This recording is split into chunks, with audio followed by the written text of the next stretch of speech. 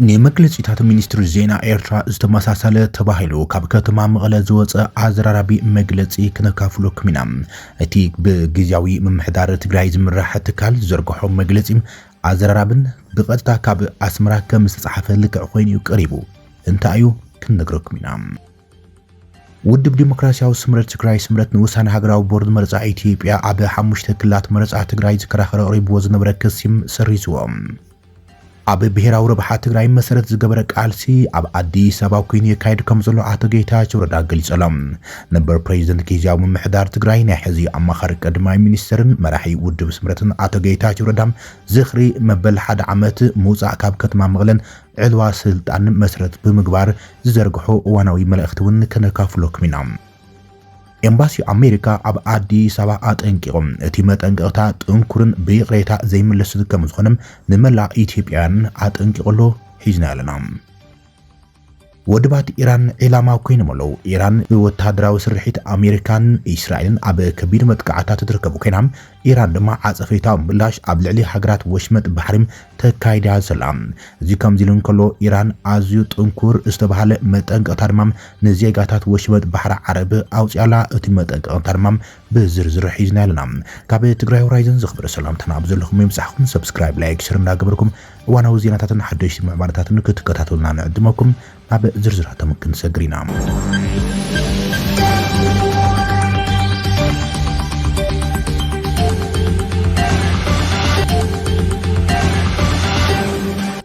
ንመግለጺታት ሚኒስትሪ ዜና ኤርትራ ዝተመሳሰለ ተባሂሉ ካብ ከተማ መቐለ ዝወፀ ኣዘራራቢ መግለጺ ጊዜያዊ ምምሕዳር ክነካፍለኩም ኢና። ካብ ኣስመራ ብእንዳ ዜና ስርዓት ኢሳያስ ኣፈወርቂ ሚኒስትሪ ዜና የማነ ገብረ መስቀል ዝዝርግሑ መግለጺታት መብዛሕትኦም ብምሳሌታት ጀሚሮም ብምሳሌታት እዮም ዝውድኦም።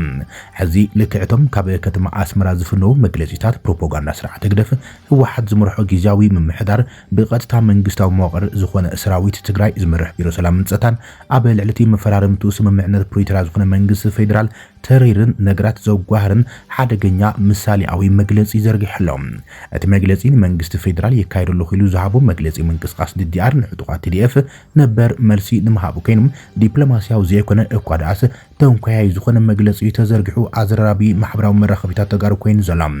እቲ ልክዕ ብምስላ ዝጻረፉ መግለጺታት መንግስቲ ኣስመራ ብዘዘኻኽር መንገዲ ብምሳሌያዊ ርእሲ ዝጀመረ መግለጺ ጊዜያዊ ምምሕዳር ዝብእስ ኣብ ዘይፈልጦ ዓዲ ከይዱም ማእሲ አንጽፉለ ይበለ ብምባሉ ይጀምርዎም። ኩናት ከም ምጅማሩ ምውድኡን ቀሊል ኢሉ ዝሓስብ ዝበሎ ስርዓት ብልጽግናም ብዓይኑ ዕሙተይ ናብ ኩናት ብምእታው ንህዝቢ ብምግፋዕን ብምጉስቋልን ክብርን ስምን ሃገር ኣባላሹም ብዘይ ሕፍረት ብዛዕባ ሰላምን ምክኣልን ክዛረብ ብምርኣይም ኣዝዩ ዝገርም እዩ ዝበለት መግለጺ ቢሮ ሰላምን ጸጥታን እዛ ብሓገዝ ለኣኽቲ ግብረ እከይም ብዝተረኸበት ሕርጓቶ ኣብ ከተማታት ሰዓርን ቆጽርን ተኺሎም ከተማታት ኣማዕሪገ እትብል ደርፊ ዓያሹ ከዘውትር ዝጸንሐ ጉጅለ ምዃኑ ዝገለጸም ብጀነራል ፍስሓ ኪዳኑ ዝምራሕ ቢሮ ሰላምን ጸጥታን ሕዚ ድማ ይብል ምእንተ ሰላም ክብል ንሰራዊት ትግራይ ነጻጺለ ንንበይኖም ዲዲአር ኣጀሚረ ኣለኹ ትብል ናይ ባሃማት ቀልዲ ዘርጊሕሎ ይብል። እቲ ብሕግን ስርዓትን ምግዛእ ነውሪ ዝኾነ ስርዓት ብልጽግናም ንሕጋዊ ፈራሚ ስምምዕነት ፕሪቶሪያ ንግን ገዲፉም እቲ ኣብ ትግራይ ዘሎ ጨንፈር ቤት ጽሕፈት ተሃድሶ ኮሚሽን እውን ከይፈለጦ ምስ ውልቀ ሰባት ተረዳዲም ከምዚን ከምቲን ገይረና በለም ይህውት ተሎ ይብል እቲ መግለጺ። ካሊእ ዘደንጹ መነውራ እዚ ስርዓት ድማ ይብል እቲ መግለጺ ቢሮ ሰላምን ጸጥታን ኣባላት ሰራዊት ትግራይ ከም ዜጋታት መጠን ክረኽቦ ዝግባም ናብ ተልእኾ ምኽባር ሰላም ከድካ ዝርከብ ረብሓ ከም መጠበርን መኸብለልን ሜላ ገይሮም ክጥቀመሉ ይፍትን ምህላው ይብል። እቲ ዘሕፍር ብልጽግና ነዚ ተበግሶ ዝወሰድ ኩሉ ምኽንያት ብርቱዕ ድሌት ሰላም ስለዘለን ይክብል እንከሎም ዝብእስ ኣብ ዘይፈልጦ ዓዲ ከይዱ ማእሲ አንጽፉለ ይበለ ጥራዩ ክበሃል ዝኽእል ብምባልም ንመግለጺታት ሚኒስትሪ ዜና ኤርትራ ብቐጥታም ብቃላትን ኣጠቓቕማ ሓረጋትን ኮፍ ኣቢሉ ኣቕሪብዎም። እዚ ድማ ናብ ሕልናኻ ዘዘኻኽር መግለጺታት መንግስቲ ኤርትራ መግለጺ ቢሮ ሰላምን ጸጥታን ትግራይ ኮይኖም ንህዝብን ዓድን ትግራይ ዝያዳ ናብ ሓደጋ ዘቃልዑ ተኻሳሕቲ ቃላት ተጠቒሞም መግለጺ ተባሂሉ ኣብ ተጋሩ ማሕበራዊ መራኸቢታት ይቀባበልዎ እዮም ዘሎም። እዚ ብቐጥታ ካብ ሚኒስትሪ ዜና ኤርትራ ዝተቃነየ ተባሂሉ ዘሎ መግለጺ እቲ ህወሓት ነግደፍን ዝጀመርዎ ጽምዶ ዘርእን ማሕበራት ህወሓት ብሻዕብያ ይዘዙ ከም ዘለው ዘርእዩ ዝብል ወገናት በቲ ሓደ ገጽ በቲ ካልእ ገጽ ድማ ብስንኪ እኹል በዓል ሞያ ኮሙኒኬሽንን ርክብ ህዝብን መንግስታዊ ተሓታትነትን ዘይምህላው ዝተዘርግሐን ንህዝብን ዓድን ዝኸፍእ ሓደጋ ዘሳጥሕ ኢሎም እዮም መልሲ እንትህቦ ተዓዚብና። መንግስቲ ፌደራል ኣብ ዝሓለፈ ረቡዕ ኣብ ዝረክቡ ሓበሬታ ኮሚሽን ሃገራዊ ተሃድሶ ኢትዮጵያ ነበር ኣባላት ኣብ ሱዳን ዝንቀሳቐስ ጉጅለ ዕጡቕ ኣርሚ 7 TDF ናብ መስርሕ DDR ከም ዝኣተውን ቁጽሮም ድማ ኣስታት 500 ምዃኖም ብምግላጽ ኣብ ክልል ዓፋር ኣዋሽ 40 ስልጠና ከም ዝጀመረ እዩ ገሊጾም። ውድብ ዲሞክራሲያዊ ስምረት ትግራይ ስምረትን ውሳነ ሃገራዊ ቦርድ መረፃ ኢትዮጵያ ኣብ 5 ክልላት መረፃ ትግራይ ዝከራኸር ኣቕሪቦ ዝነበረ ክሲ ከም ዝሰሓበ መራሒት ውድብ ኣቶ ጌታቸው ረዳ ገሊጾም። ኣማኻሪ ቀዳማ ሚኒስትርን መራሒ ውድብ ስምረትን ዝኾነ ኣቶ ጌታቸው ረዳ ኣብ ዝሃቦ መግለፂን እቲ ጉዳይ ሕጋዊ መፍትሒ ዘይኮነስ ፖለቲካዊ መፍትሒ ስለ ዝሓትት እዮም እቲ ክሲ ተላዒሉ ዘሎ ኢሎም። እቲ ውድብ ኣብ መስርሕ ፍርዲ ዘቐረቡ ሰነዳት ከም ውሳነ ባይቶ ፌደሬሽን ዘቐረቡ ሰነዳት ሕጋውን ሕገ መንግስታውን ኣሰራርሓ ዘይኽተሉ ምዃኑን ብምጥቃስ እቲ ክሲ ክስረዝ ናብ ላዕለዋይ ቤት ፍርዲ ፌደራል ወግዓዊ ሕቶ ኣቕሪቡ እዮም። እቲ ኣቶ ጌታቸው ኣብ ቤት ፍርዲ ዘቐረበ ሰነድ ብሕጋዊ መስርሕ ባይቶ ፌደሬሽን ዘተን ድምፅን ከምዚ ሓለፈን መርገፂ ውሕዳት ሓለፍቲ ጥራሕ ዘንጸባርቕ ምዃኑ ነብሪሆም። ብመሰረት አንቀጽ 64 ሕገ መንግስቲ ፌደራል ባይቶ ውሳነ ክሕልፍ ዝኽእል ክልተ ሲሶ ኣባላት ምስ ተረኸቡን ስሩዕ ድምፂ ምስ ተዋሃቡን ጥራሕ ምዃኑ ብምዝኻር እቶም ሓለፍቲ ነዚ ብምጥሓስዮም ውልቃዊ ምርጫታቶም ከም ሃገራዊ ፖሊሲ ኣብ ወግዓዊ ርእሲ ደብዳቤም መንግስቲ ንምትግባር ፈቲኖም ኢሎም። እዚ ክሲ ምቕጻል ሕገ መንግስታዊ ኣሰራርሓን ዘይተኸተለ መስርሕ ሕጋዊ ኣፍልጦ ምሃብ ተባሂሎም ክውሰድ ከም ዝኽእል ስለ ዝኣመነ እቲ ጉዳይ ብትካላውን ፖለቲካውን ዘተ ክፈትሖ ከም ዝመረጸ ገሊጹ ኣሎ ስምረት። ኣቕዲሙ ኣብ መወዳእታ ወርሒ ለካቲት ቀዳማይ ቤት ፍርዲ ጉዳያት መረፃ ላዕለዋይ ቤት ፍርዲ ፌደራል ንክሲ ውድብ ስምረት ተቐቢሎም እቲ ውሳነ ባይቶ ፌደሬሽንን ቦርድ መረፃን ብግዝያውነት ተኣጊዱ ክጸንሕ ምእዛዙ ይዝከር እዮም። ኣብቲ እዋን እቲ ቤት ፍርዲ ንቦርድ መልሱን መርትዖን ከቕርብ ኣዚዞም ንኻልኦት ኣብቲ ጉዳይ ጣልቃ ከኣትዉ ዝሓተቱ ወገናት እውን ውሳነ መደበ ውፅኢ ነይሮም። እቲ ክሲ ብሄራዊ ቦርድ መረፃ ንዝቐርብ ሃገራዊ መረፃ ካብ ምምሕዳር ቁፅር ክልላዊ መንግስቲ ትግራይ ንምግላል 5 ዘሰሓቡ መረፃ 5 ክልላት መረፃ ማለት እውን ሕሙራ ዓድረመፅ ጸለምትን ኮረምን ኦፍላን ራያ ኣላማጣን ድሕሪ ውሳነ እዮም። እቲ ብቦርድ መረፃ ዝተዋሃበ ውሳነ ካብ ግዝያዊ ምምሕዳር ትግራይን ከም በዓል ስምረት ዝኣመሰላም ፖለቲካውን ውድባት ትግራይን ሰፊሕ ተቃውሞ ዘስዓበ እንትኸውን እቲ ስጉምቲ ንኽልተ ዓመት ዝጸንሐ ኩናት ትግራይ ዘብቅዕ ስምምዕነት ፕሪቶርያ 2022 ዝጥሕስ ከምኡውን ንሕገ መንግስቲ ሙሉእ ብምሉእ ዘፍርስኒ ብምባል ተረርቲ ተቃውሞ ቀሪቡሉ እዮም። ሕዚ ስምረት ክሲ ምስ ኣቕረበም ካልእ ሕጋዊ ሕቶታት ዘይተላዒሎም እቲ ቤት ፍርዲ ነቲ ጉዳይ ክዓጽዎ እዩ ተፅቢት ተገይሩ ዘሎ። ኣብ ብሄራዊ ረብሓ ትግራይ መሰረት ዝገበረ ቃልሲ የካይድ ከም ዘሎ ኣብ ኣዲስ ኣበባ ኮይኑ ኣቶ ጌታቸው ረዳ ገሊጾም። ኣማኻሪ ቀዳማይ ሚኒስትርን ፕሬዚደንት ውድብ ስምረትን ኣቶ ጌታቸው ረዳ ዝኽርቲ ካብ ከተማ መቐለ ኣምሊጡ ናብ ኣዲስ ኣበባ ዝወጸሉን ካብ ስልጣን ፕሬዚደንትነቱ ዝተኣልየሉ መዓልቲ ዓመት መሰረት ገይሩ ኣብ ዘርግሖ ጽሑፍ ብቂምታ ዝሕነየሉ ሰብ ከም ዘየለ ኣፍሊጦም። ኩሉ መዐቀኒታቱ ረብሓን ድሕነትን ህዝቢ ትግራይ ምዃኖም ኣቶ ጌታቸው ስሚሮሎም። እቶም ንትግራይ ናብዚ ኩሉ ጸገማት ብምውዳቕ ዝሕተቱ ዝበሎም ኣካላት መሪሕነት ሕዝቡን ብዘይ ንዕስያ ኣብ መንገዲ ጥፍኣት ከም ዘለዉ ዝገለጸ ጌታቸው ህዝቢ ተመላሊኦም ከይጥፉ ጥንቃቐ ክግበር ፀውዮም። ካብ ትግራይ ካብ ዝውፅእ ድሮ ሓደ ዓመት ከም ዝኾነ ዘዘኻኽሩ ኣቶ ጌታቸው ሰረት ሕላገተይ ፍልፍል ኣብዝሓ ፍልጠተይን ስንቂ ቃልሰይን ህዝቢ ትግራይ ዘለዓለም ብኩልንትናይ ኣብ ጎንኻም ምስ ባህግታትኻ ምስ ተሰለፉከ ይብል ብኩነታት ዝናወፅ ቅዋም የብለይን ዝበለ ጌታቸው ነዚ ድማ ኣብታ መራር ሕስምቲ ዘመን ትሕቲ ሞት ዝነበሩ ፈተናታት ብምሉኦም ኣሕይሎምኒ ቅድሚኡ ምንም ተመክሮ ኣብ ዘይነበረኒም ዓውደ ምግዳል ምስቶም ህዝቢ ትግራይ ኣይበርስን ኢሎም መስገደል ዝጾሩ ደቂ ትግራይ ተሰሊፈም ሓሞት ከይመረረኒ ምዒጎየ እየ ኢሎም። በመሰረቱ ኩናት ካብ ዘንጸላልወሉ ክሳብ በረኻታት ትግራይ ካብ ምምካት ዝዕጽዑ ወፍርታት ክሳብ ፕሪቶርያ ከም ግዝያዊ ኣመሓዳርን ድሕሪን ብዝኸኣልኩዎ ቋንቋን ጣውቋን እንትቃልስ ከም ሓደ ንጹህ ወዲ ትግራይ እዚኣስ ንህዝቢ ትግራይ ትረብሕ ዶ ዝብል ሚዛን ኣትዒተ የተቃሪሰ ኢሉ ጌታቸው ኣብቲ ከይዲ ተደጋጋሚ እትቐርበለ ሕቶም ክባጸላይ እንትገጥም ታይ ተሓስብ ነርካ እትብል ኮይናም መልሰይ ኩሉ ሻዕ ልዕሊ ኩሉ ዝጽየፎ ሞት ዘይኮነስ ረብሓ ህዝብኻ ኣሕሊፍካ ትበላም ውርደት ምቕባልያ ነራ ብምባል ዝኻኺሮም። እዚኣ እምነተይ ኣቦታ ኣላ ዝበለ ጌታቸው ዘይተነቕነቕ እውን እያ ትማሊ ሎምን ጽባሕን ኣብ ዘለኹ ሃልዮም ኩሎም እምነተይን ተግባራይን ብዘዋፅእ መንገዲ ጥበብን ንዓ ንምፍጻም ኢሎም ነብሰይ ትሕቲለ ህላወ ትግራይ ንከቐጽን ፈኸራን ምኽንያት ኣየድልየን እምበር እንታይ ከም ዝኸፈልኩ ህዝቢ ኣይጠፍኦን እዩ ብምባል ዝኻኺሮም። ኣብታ ላዕለወይቲ ጸፍሒ ስልጣን ትግራይ ዝጸንሐላ ግዜ እውን ጅግነትና ኣብ ሰላማዊ ዓውደ ምህዳር ዝረጋገጸሉም ሓዱሽ ምዕራፍ ንምምድማድ ኣትኪለ ጽዕረ እየ ዝበለ ጌታቸው ነዊሕ ዘመን ከይድናሉ ናብ መንቀራቕሮ ዝወሰደና መንግስትን ውድብን ምትሕዛል ክብቆስ ጽዕረ ኢሎም ሰዓርን ተስዓርን ዘይብሉ ሕሱም ውግእ ካብ ልቢ ፈንፊኖም መንእሰይ ክዕርፍ ዕዳጋ ሓሳባት ክዕምር ከፊቶም ብዝመሰለንን ዝከኣለንን ክንኸይድ ጽዕረ ኢሎም ስለዚህ ሕልናይ ካብን ላዕሊ ከም ጎይኻ መሓሸ ክብለኒ እንተዚው ኮይኖም ንትግራይ ዝሓልኽ ንጣር ስለዚ ስራሕኹ ኣይኩርኩሕንን ኢሎም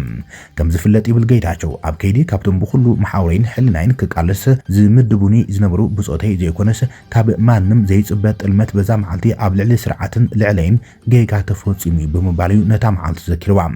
ሕሉፍ ንፍርዲ ሕልናን ታሪኽን ገዲፈም ክመስሎም ይኽእል እምበር ብፍጹም ዝሕነየሉ ሰብ የብለይን ዝበለ ጌታቸው ሕዝውን ጽባሕን ኣብ ቃልሲ ዘለኹ ኣብ ረብሓት ትግራይ ኣለኹ ክብል ቃል ኣትዩ ኣረጋጊጸሎም ድሕረይ ንዝተፈጠረ ክግምግም ንግዚኡ ንልማዓቲ ድልዋ ይኹንኩን ዝበለ ጌታቸው ንዓና ብሙጋድ ከሳኽዕዎ ዝደለይዎ ህዝባዊ ዕላማ እንትነይሩም ኣይሰርሕዎን እዮም እንተ ስርቂ ሓሶት ሰብ ምግፋዕን ብሽም ህዝቢ ትግራይን ተፈናቃላይን ስቃይ ህዝቢ ምንዋሕግና በታ ዝተረፈት ዓቕሞም ኩሉ ይራባረበሉ ኢሉ ከሲስዎም ምስ ድላይም ይጽምዱ ፀሓይ ተዓርቡ ምህለዋ በዓለሙን ይፈልጥዮም ዝበለ ጌታቸው መንእሰይ ትግራይ መጋበርያ ገበኖም ክገብሩ ዝኽኣልዎ ኩሉ ዋላ እንተገበሩም ዓዲ በዓዳ ፈንፊናቶም ስለዘላም ኣብ ኩሉ ጻዕርና ለኪሞምና ከይጠፉም ጥራሕ ትኹረት ንግበር ክብልዮም በዓወት የራኽበና ብምባል መልእኽቱ ደምዲሙ ኣቶ ጌታቸው ረዳ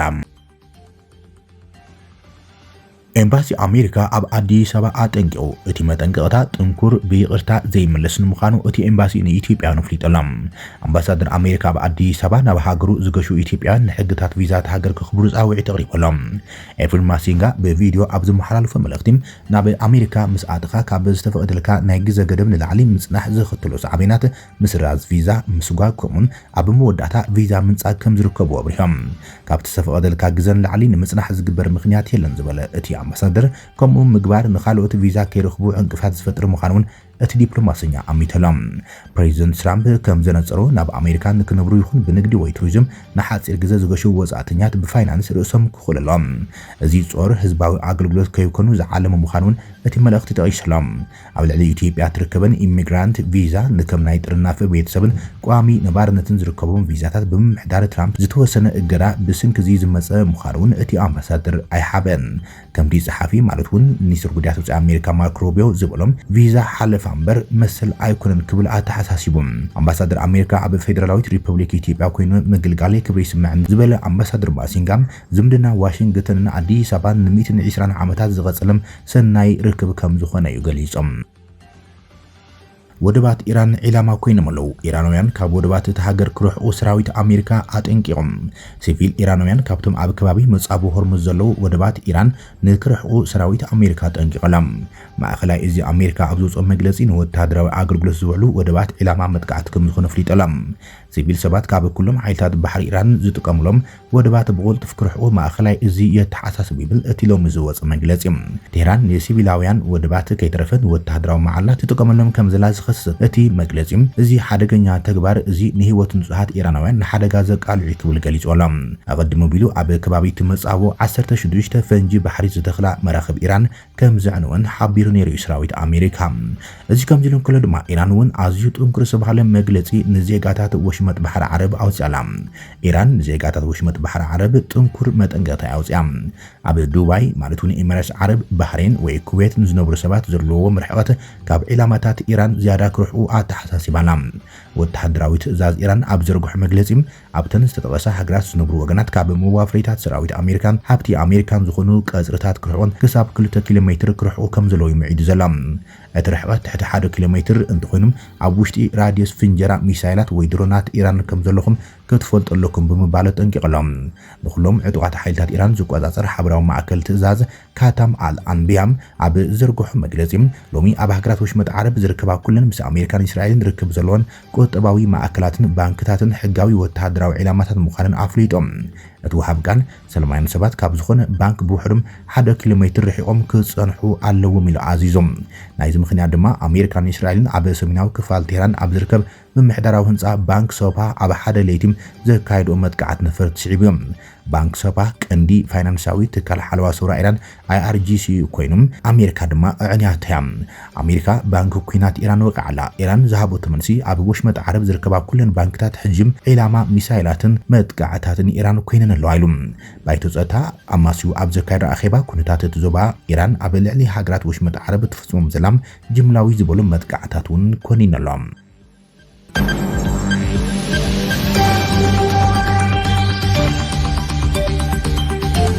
ክብራትን ፍትዋትን ተኸታተልቲ ዜናታትና ናይ ሰዓት ዝበልናይ መሓደሽቲ መዕባለታትን እዋናዊ ዜናታትን ኣብዛዚምና ኣለና። ነትሰናይ ምክትታለኹም ነመስግን። ሰላም